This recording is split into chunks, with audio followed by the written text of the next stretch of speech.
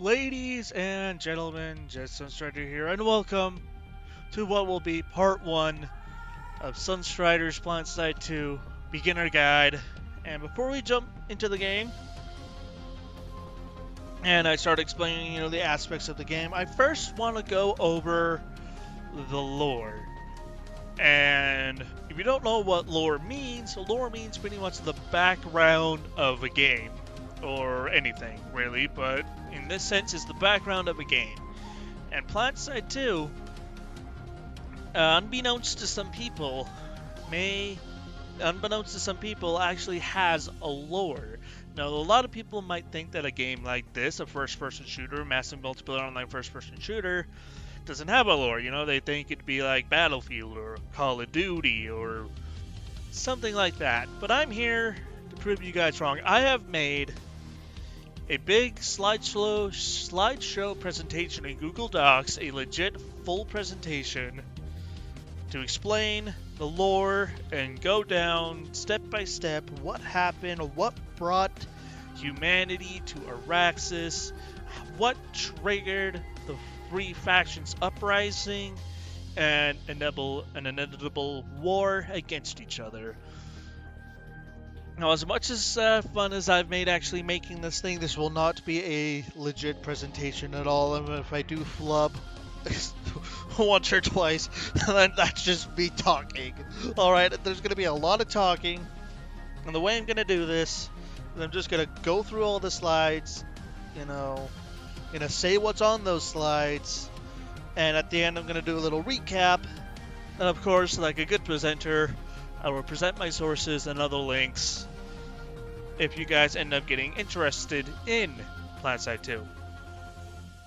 And speaking of which, for those of you who get interested by this and would like to see more of my Planetside 2 Beginner's Guide, then from now until I feel like I've covered everything that needs to be covered in Planetside 2, every Saturday, so every week, once a week on Saturday, I will upload a new episode of the Beginner's Guide.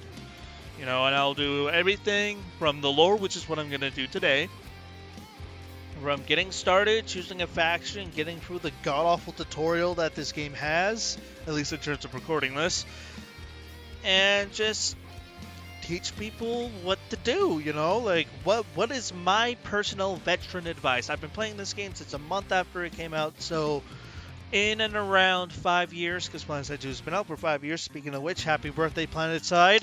The whole Planetside series turned 15 years recently. Planetside 2 is only about 5 years old, but the whole Planetside series, including Planetside 1, is 15 years old.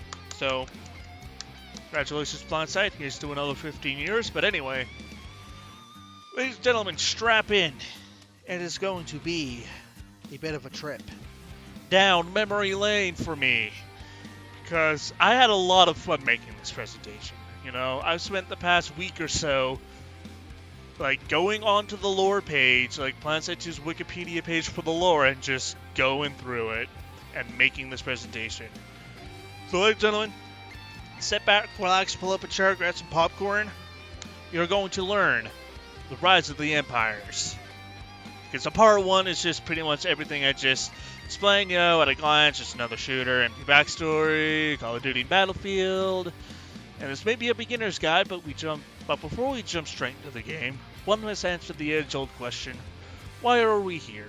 As lore may assist you in deciding what faction you choose if you end up giving Planetside 2 a try. Personally, I play through all three factions, but I play all three factions on Planetside 2, just for the variety and just so I have options. But more or less, the Terran Republic is my main faction, and hopefully you will see why after this presentation. Yes, as it says here, each faction has a goal and a purpose and a backstory.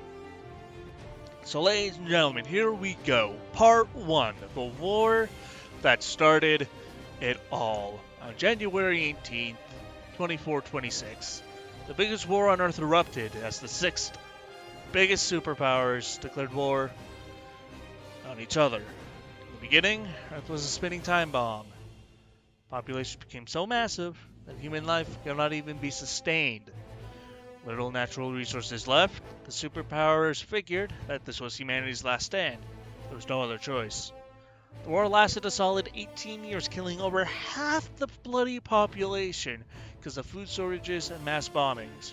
Truly the darkest years for humanity. Everybody thought there was no hope until a supernatural phenomenon would bring them together. So similar to the Battletech universe, the Planetside 2 universe takes way far ahead of our current timeline.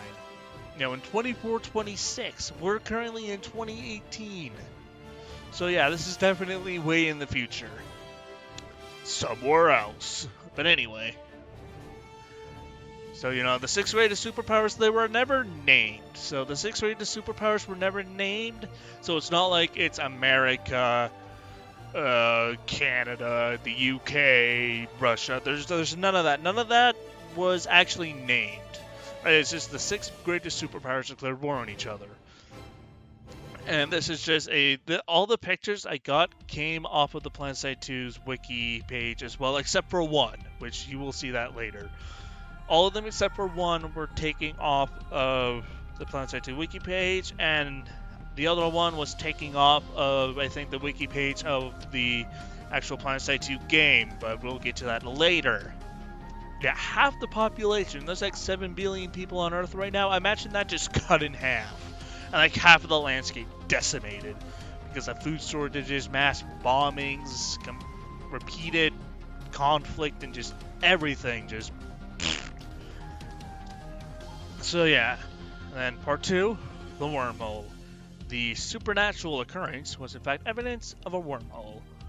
A massive fracture in space that would allow for rapid travel from 2 distant points in space. The first recorded appearance was on November 28th of 2345. Scientists rushed to get probes out to study the wormhole, and it disappeared 2 weeks after it showed up, before any solid information could be gathered. However, fragments of multispectral transmissions were picked up before the fracture closed. Someone, or thing, was scanning Earth and knew about humanity. Discovery sparked the 6 superpowers to stop the conflict and consider their options. And on a side note, when the fracture closed, the dwarf planet Pluto was completely decimated. Poor Pluto. Scattering chunks of rock across the planet's old orbit. Scientists debated if it was caused by the wormhole closing, or whatever was out there actually fired a weapon of some kind for the wormhole, and Pluto just happened to be at the wrong place at the right time, taking the shot that would have otherwise hit Earth. Like, seriously, it's bad enough astronomers declared Pluto not fit enough to be a planet. Pluto's like, Pluto got thrown under the bus even more by completely being destroyed when this massive hole in space blew up. And a wormhole is not like a black hole, because the black hole sucks everything up within the vicinity around it, or in some cases, whole like solar systems. But the wormhole is just a big hole in space that will transport you to a different location, God knows where, and it doesn't actually suck anything in. If you get close enough, you will be teleported. Yes, there is still at a quote-unquote event horizon where you will be teleported to a different location in space, but it doesn't actually suck things in on purpose. If anything gets near, it goes through. Hopefully that's a clear distinction. But part 3, Rise of the Terran Republic. On May 13th, 2445, humanity finally came to their senses and signed a planet-wide alliance. The existence of the wormhole and the threat of whatever might be out there looming over them, the people figured now's the time to lay down arms and work together under the banner of the Terran Republic. And work they did. I know it may sound cliche, but with finally new peace, the Terran Republic laid down strict laws to keep people in order. It also gave them rights and freedoms in the process. They managed to keep a stable balance of democracy and dictatorship, and they kept on getting voted back into power. They crushed any resistance with ease and precision and stayed in power for years to come. And the Terran Republic's most notable quote is loyalty until death, strength and unity. So, you may be wondering, this is fucking cliche as all hell, but the TR did manage to balance the strict authoritarian measures required to stay in power and to crush resistance. If anybody forcefully resisted, politically they would win anyway because the TR was so massive. They were 95% of the majority, so they would win any political debate anyway. But physically, if people tried to take up arms, like insurgents and mercenaries and rebels, they would easily crush them with their superior firepower and just sheer goddamn numbers. So that is how the Terran Republic formed and kept their power. And alas, space travel is reborn in Part 4. The wormhole reopened once more on July 3rd of 2542, 98.3 years on the dot after its last appearance. Space defense and probes were in position this time, and no scans were detected. The science team suggested that the transmission found last time was only feedback from their own probes. Yeah, nice going, science team. Thanks, guys. Thanks for throwing us in unnecessary fear. However, humanity didn't stop there. Over the years, they have developed better sources of food, water, and fuel. Everyone had everything they needed, and because the population wasn't as crowded anymore, there was no need for further war. The people's lust for adventure, for space travel, returned. And this is when the story of a man, Thomas Conroy, begins. He, along with many others, believed humanity had to go further, explore more than just the confines of their own star system. The imagination of this one man drove humanity on this greatest journey ever to be recorded in history. So finally, Earth is like, hold the phone. Half of us are dead. And because of our technological advancements over the course of the war, we have better sources of food, water, and fuel. We're no longer burning us out with fossil fuels. We're no longer artificially reproducing food, so we have a steady source of healthy food.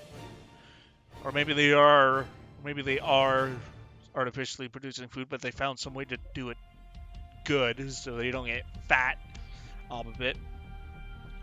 And water can easily be recycled from things like human and animal waste, or from bioreactor waste. And I guess bioreactors would be a source of fuel, but anyway. Now that the fucking 14-year war, I think it said, like I said in the beginning, sorry I already forgot. Finally, World War 4 or 5 or how many other wars happened in Planetside Pass. But finally, they are done killing each other for now. And Part 5, The Legend, Thomas Conroy. Thomas Conroy was once the TR president, and was well known and loved across the solar system. He was once a space explorer and colonizer, traveling the solar system, terraforming planets and moons. On his travels, in 2615, Conroy and his team found what was later named the Moon Belt, a barely habitable extension of the Kepler Belt that extended beyond Neptune's orbit. This belt included the shattered remains of Pluto and other moons and planets from before life even existed on Earth. And they probably found that out through carbon dating or other super crazy technologies. And in May of 2618, TR Vice President Martin Harris died of a heart attack. Rest in peace, random dude. And Conroy was asked to fill the position. To the people's surprise, he accepted. And when the current president, Silva Wyatt's term ended, Conroy was voted into power. He proudly served 3 4-year terms for return into space exploration in 2630. So this man will shape not only the future of the Terran Republic, but the future of humanity itself. And part 6, the formation of the new conglomerate. Perfect timing. The NC theme started playing as soon as we started this. Perfect timing. On February of 2630, a private company called Business Forward held a meeting that declared Conroy a person of interest and his actions should be watched closely. One of the members, Terrence Matterson, was confident that Conroy and his team found evidence of alien life. Of course, it's always aliens, right? First E.T., then Subnautica, and now this. Business Forward wanted more freedom from the TR and overall better quality of life for the people, even though the TR were doing a hell of a good job so far. But, you know, when there's a powerful figure in charge, there's always people who want more, want to rebel, who want to make their own crap. They knew that they could not persuade Conroy to implementing these freedoms, so they decided to persuade the people around him. The company knew that Conroy used Terran banks and mercenary companies to fund his space expeditions, so by lightening up some union rules, Business Forward earned the support and trust of these banks and mercenary companies. With Conroy's access to money and protection in their grasp, they could indirectly control his actions. By July 2630, Terrence Matterson and the rest of Business Forward agreed to take their efforts one step forward, forming a separate conglomerate. And the new conglomerate's primary quote is "Live free in the NC. Fuck America!" Or something like that, I don't know. Moving on. First, Vanu's disciple. Conroy and his team returned to the moon belt to do some further examination, and after 18 months, they found a specific rock fragment that was giving off some freakish signals, too spooky for me. After recording and trying to figure out the source, the mystery signal did not match any known man-made or natural pattern, so Conroy's team figured it must have been created by someone or something else. I almost fucking broke down there.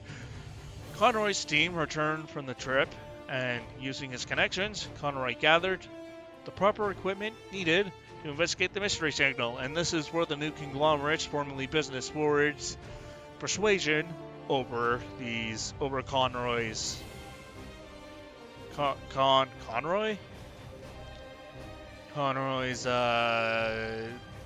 influence over Conroy's connections, like the mercenary companies and the Terran banks. They were able to keep a watch on what the hell he was doing. But anyway, he also hired on 27-year-old Henry Briggs, a university graduate with a PhD in xenobiology. Fuck. Briggs is the quiet, antisocial type, being diagnosed with Asperger's syndrome at age 6, but Briggs was just the kind of guy that Conroy needed for his expedition. Around September of 2632, Briggs and Conroy found the mystery signal once again and dug into the rock to find what was causing it. To their surprise, the two found some kind of thing. And I shit you not, those are the exact words from the Planetside 2 wiki page itself for Rise of the Empires. It's literally, they found some kind of thing stuck in the rock next to an alien statue.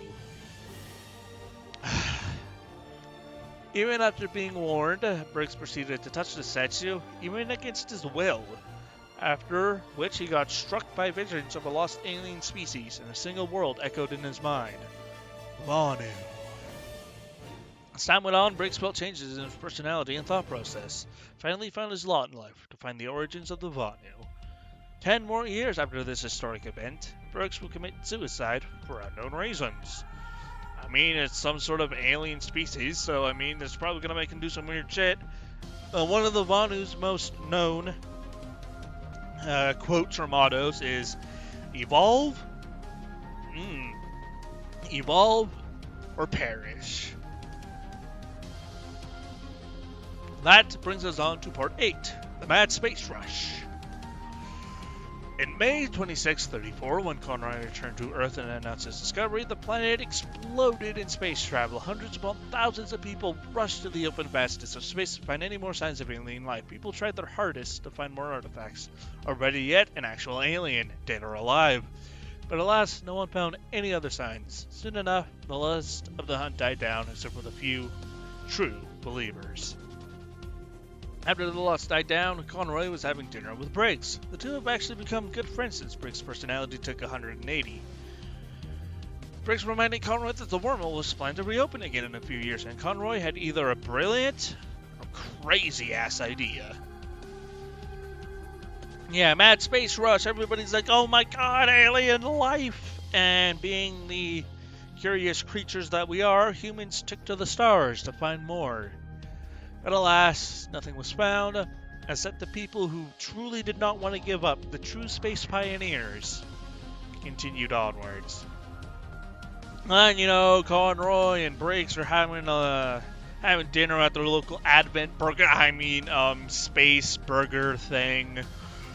And, they're having a conversation, and Briggs is like, hey, buddy, listen, the wormhole's gonna open up in a few years, and Conroy was like, oh my god, great idea, light bulb! And that brings us to part 9, mankind's greatest journey, or push. Sorry. January 21st, 2636, the ex-president Thomas Conroy approached the TR government, requesting the funds to prepare 200 space-ready ships to be manned by volunteer crew to approach and enter the wormhole. After countless arguments, because, it's kind of a big deal, the TR agreed to this. But if only Conroy could get 300,000 signatures by February 12th of the same year. Conroy agreed to these terms, but by February 3rd, he had over the required amounts. However, he selected 75,000 people, with only 128 ships to be built. The TR government approved this, and even Minister Adam Miller joined with the fleet. He will have a role to play in the future. And so, the 128 ships were prepared with state-of-the-art equipment, grow beds for random random production. Yeah, let's just throw these random seeds in the grow bed and see what we get. Turns out they're all Venus flytraps. Anyway, grow beds for rapid production of fruits, vegetables, and grains. Dairy products were planned to be artificially replicated, and the water to be treated from human waste. The trip planned to take 28 months, given a few weeks leeway. The fleet itself was consistent of Terran Republic military units, new conglomerate businessmen and mercenaries, and bonded disciples acting undercover as scientists and engineers. The entire fleet was filled with excitement and passion as they embarked from Earth to the wormhole, where new life in the land awaited them. And Conroy even had a mini departing speech, which was, no matter the warnings or the doubts, no matter how inflammatory words become, how many fists are raised in resistance, mankind has never and can never turn from their future. Whatever must will occur today, but there will always be a tomorrow. Wise words from a wise man. And of course, who could have seen this coming? Something goes wrong in the wormhole malfunction. As to be expected, nothing on this grand scale can go right. Everyone knew the risks, but was never prepared for the real thing. As the wormhole opened, the fleet scrambled to get engines powered. As the first 12 ships made their approach, they got through freely, to their surprise. Soon after, 11 other ships made their approach. As they were moving in, the wormhole destabilized. 5 ships caught in the wormhole itself got blasted to bits. 11 others made it through but got heavily damaged. The remaining 90% of the fleet were unharmed, still in the Milky Way galaxy. Rescue efforts on the other side of the wormhole to the damaged ships went on for weeks, but 200 lives were lost out of the entire fleet. Even worse, most of the military and agricultural ships were lost or damaged, leaving 1,100 soldiers and few food solutions. Fear and worry set in as the fleet desperately started looking for a planet to terraform, and tensions between the TR and NC quickly began to boil. So everybody was excited, a few months earlier to get this all set up, but guess what? Reality check, shit goes wrong, and now you're stuck in the middle of nowhere with no chance of contacting home. Oh boy. Death March and Conspiracy. 5 months after the disaster, the remaining fleet were still stranded with no signs of a planet suitable of terraforming. And with tensions between the TR and the NC so high, people were getting worried. Colonel Morgans of the TR military repeatedly expressed his concerns of an incursion. Conroy ended up calling in the military to patrol the hulls of the ships, and soon NC insurgents launched attacks in small pockets, forcing Conroy to enforce curfews, and soon ordered the TR into shoot to kill after the NC started killing innocent people. Now these insurgents are more of the extremist of the new conglomerate supporters. The majority of the new conglomerate did not follow these guys. It's really just the extremists who really did not like the TR and used this disaster as a perfect opportunity to get back at them. But then we go on to some big and heavy fighting with the attack on Explorer 5. January 3rd, 2642, NC insurgents launched an attack on Explorer 5, a military TR vessel that also housed one of the fleet's largest armories. The insurgents killed 6 TR soldiers and stole around 200 cycler assault rifles, which is down here, and this is also the picture I took from the Planetside 2 weapons wiki and not the Rise of the Empires wiki. And the attack reminded Conroy that even after everything the TR did for humanity, no matter how good they were, people have never gotten over the original lust for violence. If it wasn't for technology, we'd be just like our caveman ancestors. We're just stronger cavemen. Big fucking guns and a sense to use them. Nice going, guys. Conroy held a meeting with the ministers of the fleet who unanimously voted the fleet into martial law. Curfews were made stronger and military presence was tripled. The people voted the very freedoms that they were founded on away. However, TR Lieutenant Commander Brent Washington was also conspiring with Minister Adam Miller. There's that guy again. Explaining that Conroy had to step down and somebody else had to take charge. And guess who's that gonna be? At part 13, the death of a legend. Very sad day. January 6th, 2642. The fleet was shocked by a sudden explosion on Discovery 7 in the middle of a meeting between Thomas Conroy and the insurgent leaders, resulting in the death of Commander Conroy and all other 591 people on board. Brent Washington, the person originally behind the attack, immediately gained power and control over the fleet. He further strengthened the martial law and already in place and allowed TR soldiers to perform random searches to find those responsible. The entire fleet became an absolute dictatorship and damn near fell into anarchy if it wasn't for a groundbreaking discovery. Oh, you wonder what the discovery is going to be? Yeah, New Earth. April 10th, 2642. Thank God it wasn't April 1st when they found it. That would have been hilarious. Anyway, a planet capable of supporting life was discovered. The fleet did not hesitate to drop everything and make a mad dash for the planet. Uncertain of the composition of the atmosphere or condition of the planet, they just wanted hope. A beacon for the future. They saw something that looked like Earth. I was like, we need to go there. Doesn't matter what it takes, we are going there. On this new Earth, renamed Araxis soon after its colonization, was the ground floor of what was going to be 175 years of peace. The TR set up their cities and eventually lifted the martial law. The NC set up their businesses, and Briggs and his followers continued their bounty hunt. Although no one wanted to admit it, the three factions did in fact work together to bring home hope. Sorry. God damn it, I knew there was going to be a typo in this thing somewhere. Anyway, the three factions did in fact work together to bring hope to humanity's existence once more.